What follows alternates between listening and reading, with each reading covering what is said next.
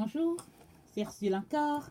On est le 28 novembre 2018.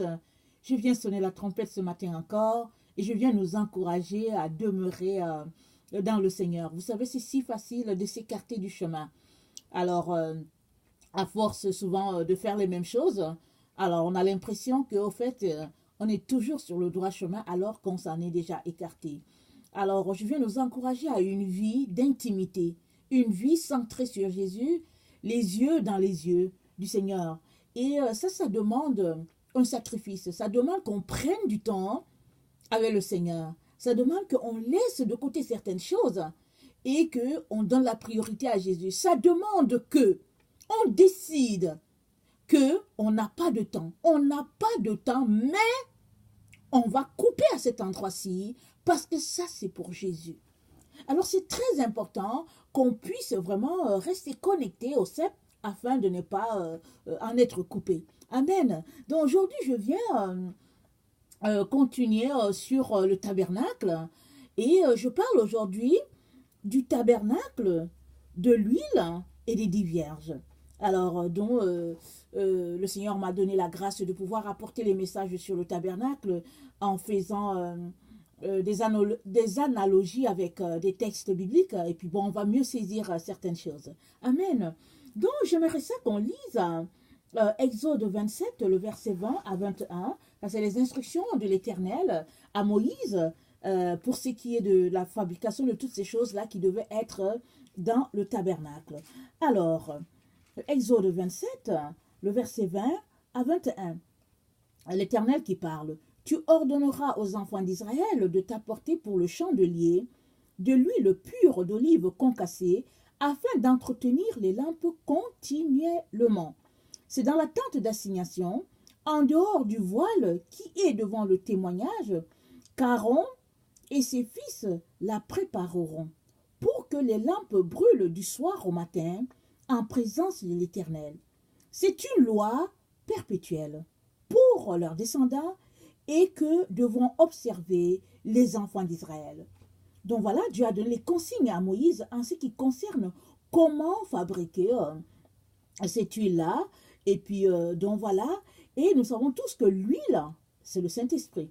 C'est le symbole du Saint-Esprit. On a le psaume 133 qui dit que être ensemble entre frères et sœurs, c'est comme l'huile qui coule de la barbe de Aaron. C'est là qu'il y a la bénédiction, c'est là que Dieu répand sa bénédiction en abondance. Alors, ça, c'est en référence avec Aaron, le grand sacrificateur, qui se retrouvait dans la présence divine et qui était vraiment imprégné de la présence de Dieu, du Saint-Esprit. Alors, donc, l'huile, donc, c'était quelque chose de très précieux.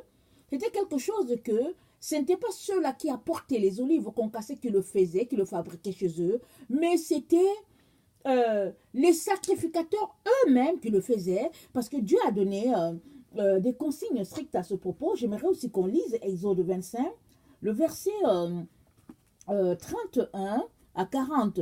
C'est un peu long, mais c'est important qu'on puisse le lire afin de saisir certaines choses.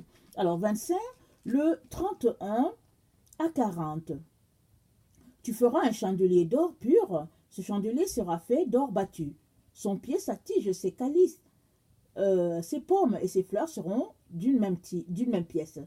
6 branches sortiront de ses côtés, 3 branches du chandelier de l'un de côté et 3 branches du chandelier de l'autre côté. Il y aura sur une branche 3 calices en forme d'amande avec pommes et fleurs, et sur une autre branche, 3 calices en forme d'amande en pommes et fleurs. Il en sera de même pour les 6 branches sortant du chandelier. À la tige du chandelier, il y aura 4 calices en forme d'amande avec leurs pommes et leurs fleurs. Il y aura une pomme sous 2 des branches sortant de la tige du chandelier, une pomme sous 2 autres branches et une pomme sous 2 autres branches. Il en sera de même pour les 6 branches sortant du chandelier. Les pommes et les branches du chandelier seront d'une même pièce. Il sera tout entier d'or battu, d'or pur. Tu feras ces 7 lampes qui seront placées dessus de manière à éclairer en face. Ces mouchettes et ces vases à cendre seront d'or pur. On emploiera un talent d'or pour faire le chandelier avec tous ses ustensiles. Regarde est fait d'après le modèle qui t'est montré sur la montagne. Donc, tout ça, le Seigneur explique comment est-ce que le chandelier doit être fait. Et à la fin, il y aura cette branche sur ce chandelier-là. Et c'est ce chandelier-là qui doit contenir cette huile-là que, sont les sacrificateurs qui fabriquent. Ce n'est pas le peuple, c'est les sacrificateurs. Alors, nous savons tous que le chandelier, à la table où ça devait se reposer, c'était à l'entrée du lieu très saint. Parce qu'il y avait un voile qui séparait. Alors le Seigneur a dit à Moïse que ce sera en avant du voile, là où il y a la table, là, c'est là que ça va se passer. Alors nous savons tous qu'il y a le parvis, qui est comme on peut dire le parvis extérieur, l'endroit où les gens entrent, où tout le monde vient pour prier et tout. Mais dans le lieu saint, il n'y avait que les sacrificateurs qui entraient. Alors, dont les enfants de Aaron, ils entraient là avec leur papa aussi. Et puis, le jour que M. Aaron était, le sacrificateur Aaron était de service, là, il entrait dans le lieu très saint une fois, là, pour aller épurer pour le jour du pardon, afin que vraiment le peuple soit libéré de toutes ses fautes, de tous ses péchés. Alors, c'est pour nous dire que c'était quelque chose de saint, c'était quelque chose de très précieux aux yeux de Dieu. C'est pour cela que ce n'était pas c'était pas le commun des mortels qui pouvaient le faire. C'est pas chaque Israélite qui pouvait le faire, mais ce n'était que les sacrificateurs. Et nous savons tous qu'un sacrificateur, c'est quelqu'un qui était Dieu avait désigné la famille de Aaron dans la descendance de Lévi. Eux, ils étaient mis à part pour le service de l'Éternel. Mais aujourd'hui, le Seigneur dit que nous sommes, à travers Christ, nous sommes des sacrificateurs. Alors, si tu te considères comme sacrificateur, alors ça veut dire que tu es appelé aussi à faire cette huile-là.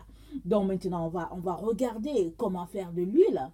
Mais toujours est-il que c'était une tâche désignée par l'Éternel, par certaines personnes. Ce n'était pas tout le monde qui pouvait le faire.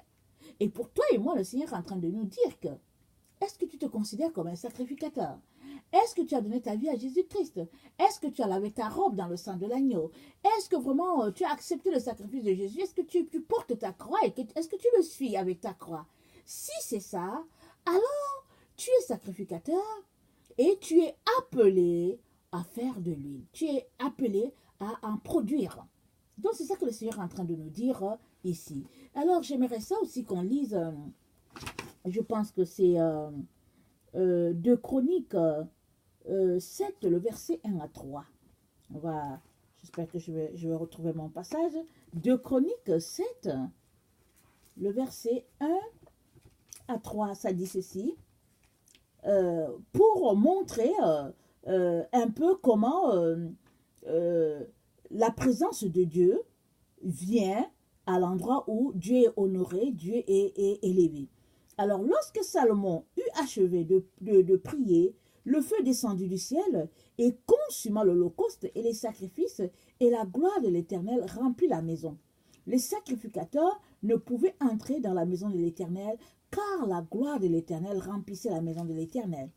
Tous les enfants d'Israël virent descendre le feu et la gloire de l'Éternel sur la maison. Ils s'inclinèrent le visage contre terre sur le pavé, se prosternèrent et louèrent l'Éternel en disant « Car il est bon, car sa miséricorde durera toujours. » Donc ici, je voulais montrer le fait que le feu descendait du ciel et c'est ça qui embrasait, qui maintenait cette présence de Dieu-là. Ce n'était pas un feu que les sacrificateurs portaient, par exemple, dans le parvis extérieur ou bien dans une maison, et ils venaient avec afin d'allumer le chandelier et de garder les 7 lampes, de garder les 7 lampes avec de la lumière. Non. Dieu a dit que ça devait brûler continuellement. C'est ça qu'il a dit. Quand on a lu Exode 27, Dieu a donné la consigne. Il a dit à Aaron et à ses enfants que c'était quelque chose qui devait brûler continuellement devant sa face. Et ça veut dire que il fallait qu'il y ait quelqu'un là en permanence pour assurer le relais. puisque c'était Dieu, c'était un feu divin, c'était Dieu qui avait allumé ça, si nous nous rappelons, on avait lu Exode 40 et ils sont venus, ils ont porté toutes les choses qu'ils ont fabriquées, ils l'ont apporté à Moïse. Et Moïse s'est assuré que tout était OK et il a tout mis en place tel que Dieu a dit et c'est dit que la gloire de l'Éternel a rempli le tabernacle, la tente d'assignation et Moïse ne pouvait pas s'en approcher. Parce que Dieu était descendu à cet endroit-là. Donc vraiment, c'était quelque chose, tout était compté de façon minutieuse par l'Éternel. Tout avait sa place. Il y avait une façon de le faire. On ne pouvait pas le faire comme on voulait. Parce que c'était quelque chose de sacré devant l'Éternel. Alors, dans Lévitique 10, on a un exemple de ce qui est arrivé aux enfants de Aaron quand ils n'ont pas respecté les consignes divines. C'est vraiment, c'est un peu choquant, mais il est important qu'on puisse regarder ça et voir les conséquences de cela. Alors, dans Lévitique 10, alors c'est dit que les fils d'Aaron, je vais lire le verset à partir du verset 1, les fils d'Aaron, Nadab et Abihu prirent chacun un brasier, ils mirent du feu et posèrent du parfum dessus. Ils apportèrent devant l'Éternel du feu étranger, ce qu'il ne leur avait point ordonné. Alors le feu sortit de devant l'Éternel et les consuma. Ils moururent devant l'Éternel. Moïse dit à Aaron, c'est ce que l'Éternel a déclaré. Lorsqu'il a dit, je serai sanctifié par ceux qui s'approchent de moi, et je serai glorifié en présence de tout le peuple. Aaron garda le silence. Et Moïse appela Mikaël et Elsaphan, fils d'Uziel, oncle d'Aaron, et il leur dit, approchez-vous, emportez vos frères loin du sanctuaire, hors du camp. Ils s'approchèrent et ils les emportèrent dans leur tunique hors du camp, comme Moïse l'avait dit. Moïse dit à Aaron, à Éliézer et à Ithma, fils d'Aaron, vous ne découvrirez point vos têtes et vous ne déchirerez point vos vêtements, de peur que vous ne mouriez et que l'Éternel ne s'irrite contre toute l'assemblée. Laissez vos frères, toute la maison d'Israël, pleurer sur l'embrasement que l'Éternel a allumé. Vous ne sortirez point de l'entrée de la tente d'assignation, de peur que vous ne mouriez, car l'huile de l'onction de l'Éternel est sur vous. Ils firent ce que Moïse avait dit. L'huile de l'onction de l'Éternel est sur eux. Si nous nous rappelons bien les procédures que Dieu avait dit à Moïse, c'est Moïse qui avait oint, quand cette huile-là est venue, ces olives-là concassées, quand ils sont venus, et que Dieu a dit comment le préparer, il a dit à l'endroit où il devait le préparer, une fois fait, Moïse les a oints. Moïse est représenté, il était une figure de Christ, il les a oints pour le service du Seigneur. Et les deux enfants de Aaron avait 4 fils, alors les deux enfants, ils n'ont pas écouté les consignes, ils sont allés chercher un feu à l'extérieur. Le feu fait de la main d'homme, là, ils sont allés prendre ça pour venir allumer, mettre le parfum, l'encens. Et la colère de Dieu est descendue, et Dieu, alors ils sont morts sur le champ. Et ça, c'est pour montrer combien, pour Dieu, c'est quelque chose de sacré et c'est quelque chose de très grave ce qu'ils ont fait. Aujourd'hui, dans notre temps, on dira que, oh non, mais il ne faut pas exagérer, parce que dans notre temps, on ne respecte rien. On fait ce qu'on veut. Et puis on dit, ah non, vraiment, il ne faut pas exagérer, tout ça. C'est mon droit quand même, dire les enfants. Mais avec le Seigneur, il faut prendre la chose au sérieux. On ne s'amuse pas n'importe comment avec ce que Dieu a déclaré pur, avec ce que Dieu a déclaré sacré. Alors, l'huile est quelque chose de très sacré devant l'Éternel. Je veux dire le Saint-Esprit. Je ne dis pas l'huile qu'on consomme à la cuisine, mais le Saint-Esprit est quelque chose de très sacré. C'est pour cela que Jésus-Christ a dit, il a dit à quelque part, il a dit, tout sera pardonné. Mais le blasphème contre le Saint-Esprit, ça ne sera pas pardonné. L'huile ici représente le Saint-Esprit. Alors, les enfants de Aaron, ils sont sacrificateurs, ils sont appelés à sanctifier de Dieu devant le peuple. C'est-à-dire, ils sont appelés à montrer le bon exemple. Et eux, ils sont allés, ils ont pris n'importe quel feu et ils ont apporté et la colère de Dieu a frappé. Ça doit être une très bonne leçon pour nous. On doit comprendre qu'on ne s'amuse pas avec les choses de Dieu. On ne s'amuse pas avec les choses de Dieu. Alors, le Seigneur m'amène de retourner à l'Ancien Testament parce que souvent, écoutez, si tu ne connais pas la base de quelque chose, tu ne peux pas forcément comprendre ce qui est au-dessus de la chose. Tu ne peux pas comprendre. Il est très important de retourner à la base, de comprendre le principe. Il est important de connaître, de savoir, en fait, c'est fondé sur quoi, quelle est la fondation de la chose. Et là, on peut mieux comprendre et puis saisir un peu ce que Dieu nous demande. Et même là, les choses de Dieu, elles ne sont pas faciles à saisir, sauf vraiment le petit bout que Dieu te donne de saisir, tu saisis, et puis le reste, tu dis, bon Seigneur, tu restes devant sa présence. Donc, il est très important qu'on vienne devant ce Dieu-là avec révérence, avec crainte et avec tremblement, parce que ce que Dieu a déclaré sacré, toi et moi, on ne peut pas le bafouer. Alors, c'est comme ça que les enfants de Aaron ont péri. Et en plus de cela, Moïse leur a dit, vous ne pouvez pas enlever vos habits pour aller découvrir votre tête parce qu'ils avaient un habillement. Alors, vous ne pouvez pas aller enlever pour dire que vous êtes en deuil. Parce que si on se souvient bien, les consignes, c'est que je pense que quand Israël était en deuil, je pense que les gens devaient se raser les cheveux pour montrer qu'ils étaient en deuil. On fait ça aussi dans certains peuples en Afrique. Mais ici, Moïse, il dit non, vous ne quittez pas votre position de sacrificateur. Vous êtes là pour bénir le peuple.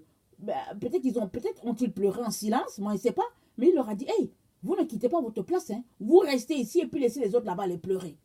Vous restez. Parce qu'ils sont là, Dieu les a mis à part, il les a sanctifiés, il les a mis à part pour le peuple. Alors, ils représentent Dieu au milieu de son peuple. Si les gens ont besoin de quelque chose, ils viennent les voir. Ils sont là continuellement dans la présence de Dieu afin aussi de recevoir et de bénir les autres. Maintenant, si toi qui es supposé sanctifier le peuple, tu commets des fautes, alors à combien plus forte raison seront les fautes des autres. Donc il est donc très très important que nous puissions prendre conscience de la place que Dieu nous a donnée et qu'on puisse prendre au sérieux vraiment la position que Dieu nous a donnée. Ça, c'est très important. Alors, donc, les olives concassées là qui venaient, qui étaient apportées par le peuple, étaient travaillées d'une façon, et puis Dieu était là parce qu'il le faisait dans le lieu saint, en face du voile qui séparait le lieu saint du lieu très saint. Et il a dit quoi?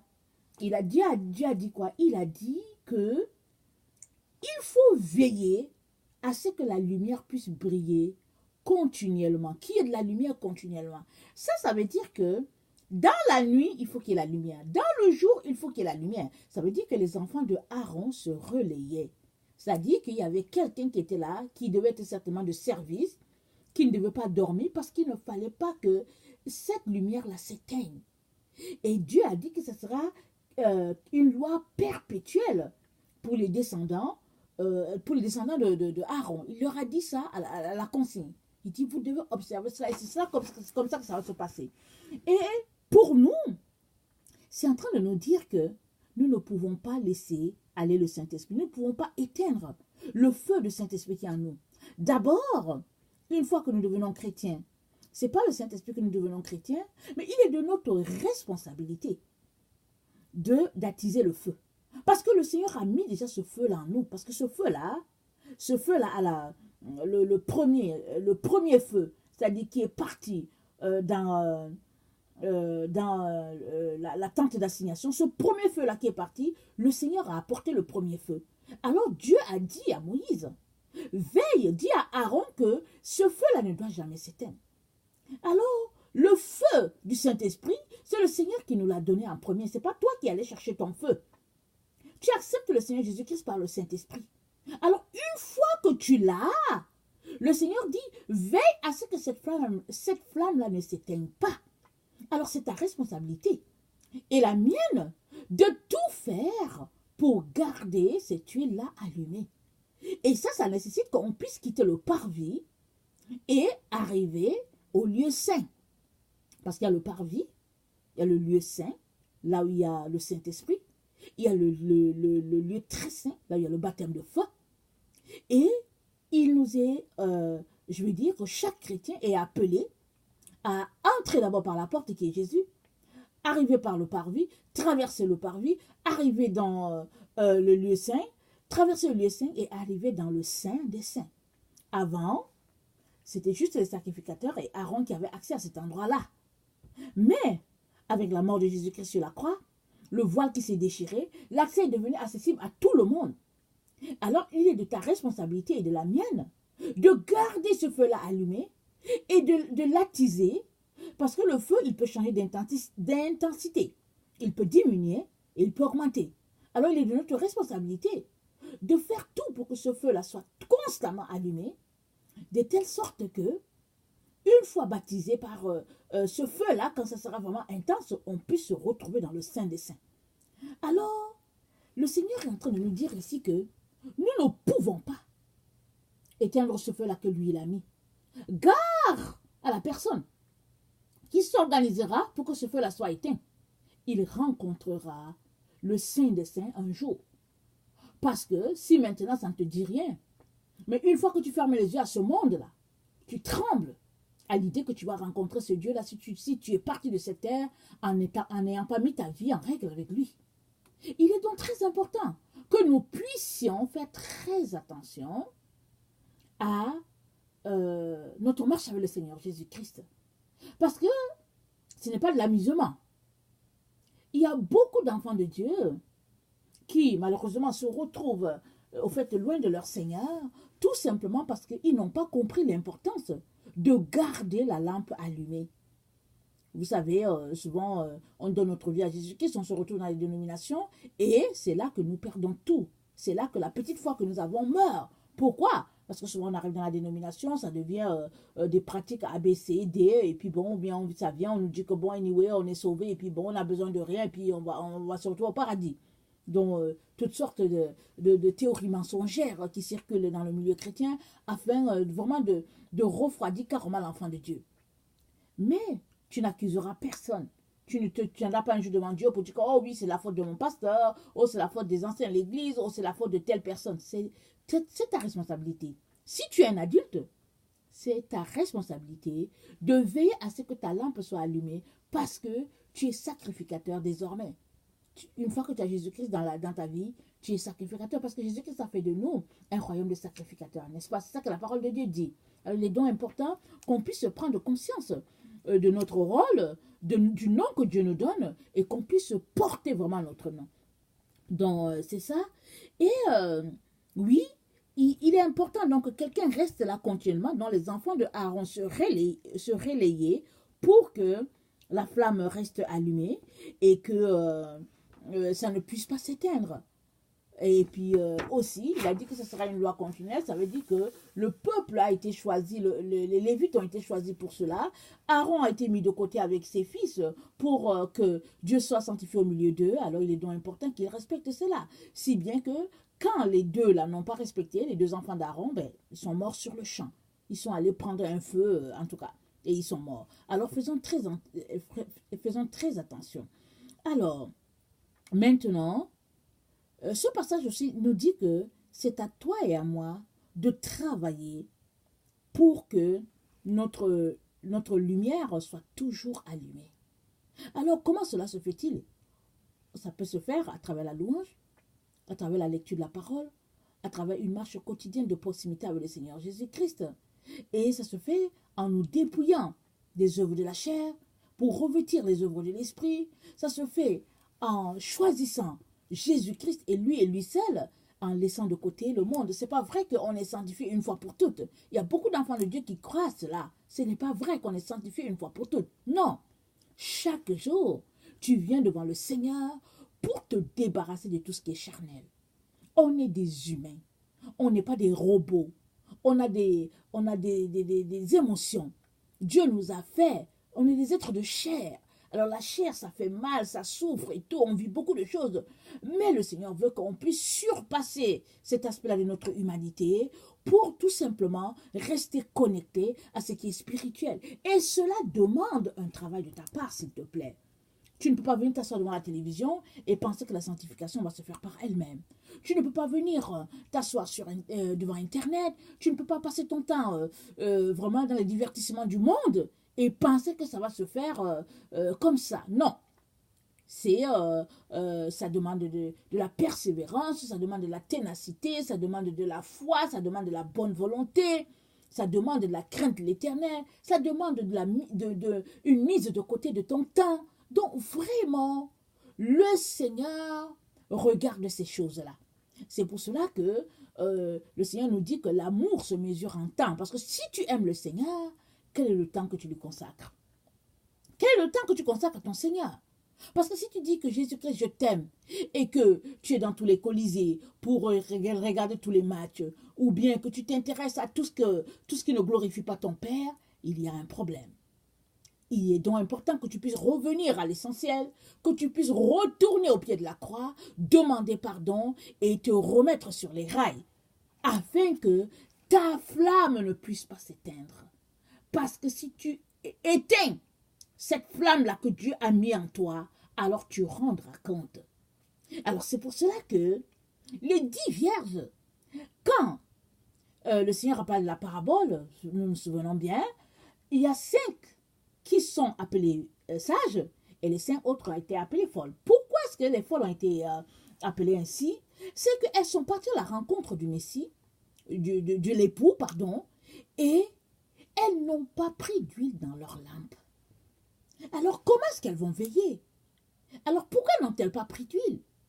Quand on retourne à l'exemple de ce qui s'est passé dans la tente d'assignation, on comprend que elles n'ont pas pris le temps pour préparer cette huile-là. Et cette huile-là, ça se prépare dans la présence du Seigneur.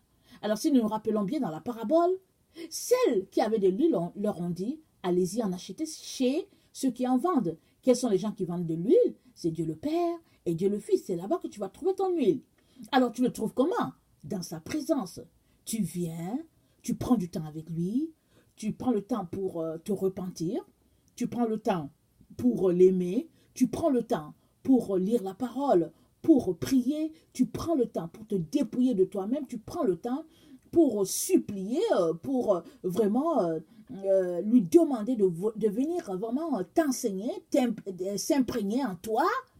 Tu prends ce temps-là. Alors, les folles, elles n'ont pas voulu consacrer ce temps-là à leur Seigneur. Elles n'ont pas voulu le faire. Elles voulaient tout simplement aller à sa rencontre. Est-ce que ça te dit quelque chose, ça? Oh oui, ça se passe beaucoup de nos jours. On est là, on dit oui, je sais que ça arrive. Oh non, il ne va pas manquer de me prendre. Oh, je sais qu'il est gentil, il ne va pas manquer de me prendre. Je ne fais rien de mauvais, il ne va pas manquer de me prendre. Non, ça ne se passe pas comme ça.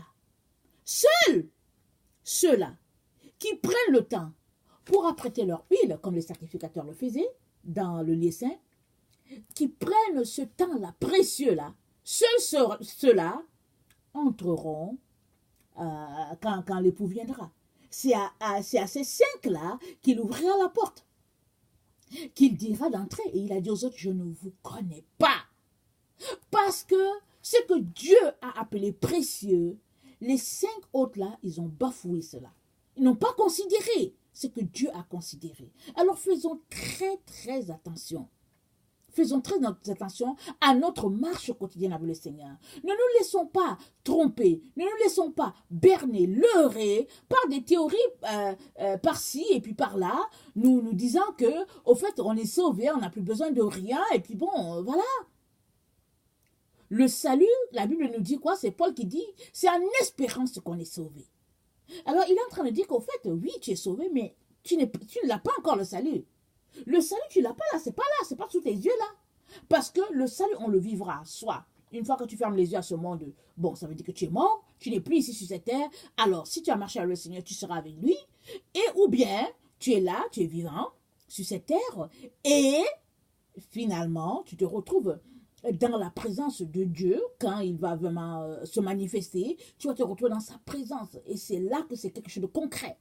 Mais pour le moment, ce n'est pas du concret. Tu sais seulement que tu es sauvé. Tu confesses parce que la Bible